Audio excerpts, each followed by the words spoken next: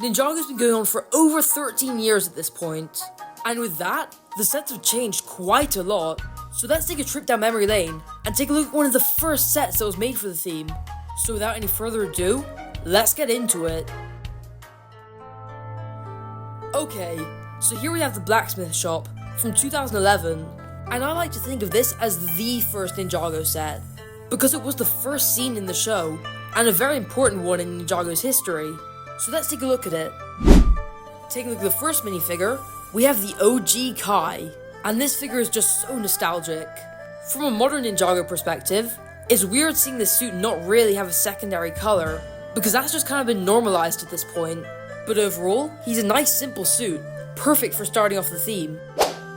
In terms of accessories, he comes with this map. It seems it could be to the 4 golden weapons, but I'm just not too sure about its significance. Though overall, it's still a cool piece. Next up, we have Cruncher, and this guy just looks so cool. From the headpiece to the armor, it's definitely way better than those ones you got in Legacy. Yeah, overall this guy is just an incredible minifigure. Taking a look at the main build, we have the Blacksmith shop itself. Now before I go into this, I would like to warn you that this was made in 2011, so the building techniques won't be nearly as good as what we have today. So with that out of the way, let's go through this set. Starting off with the interior, we have this anvil at the front, and while the building techniques are pretty basic, it does pull it off very well.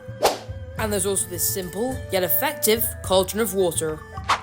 Behind all that, there's a nice little fireplace, which leads up to this chimney at the top, which the crate piece works really well for.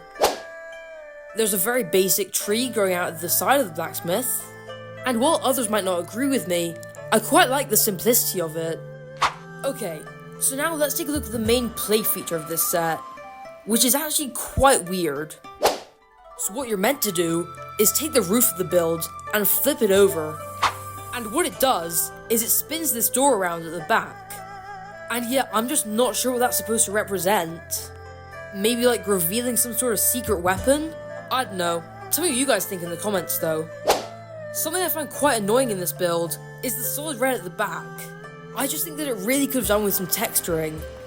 And the exposed technique at the top too just does not work. Something that does work though are these fence pieces on the roof. It's definitely a creative way of adding that wooden texture to the top, and just looks really good in my opinion. Underneath the roof, there are these weapons, and while I'm not sure what they're supposed to represent, they're definitely still a nice touch.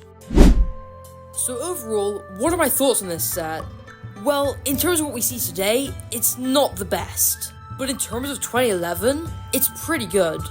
Not to mention, it had some great story significance to the show. So I'm definitely gonna have to give this a 10 out of 10. Mostly because of nostalgia, but still because it's a pretty good set. Now before I end this video, there is something I'd like to tell you. This is the first of my new series of what I call WAYBACK reviews, where I go back and review older sets from Ninjago. So yeah, expect more videos like this in the future. Anyway, that's gonna be it for this video. Let me know what you think about this set in the comments below, and I'll see you in the next one.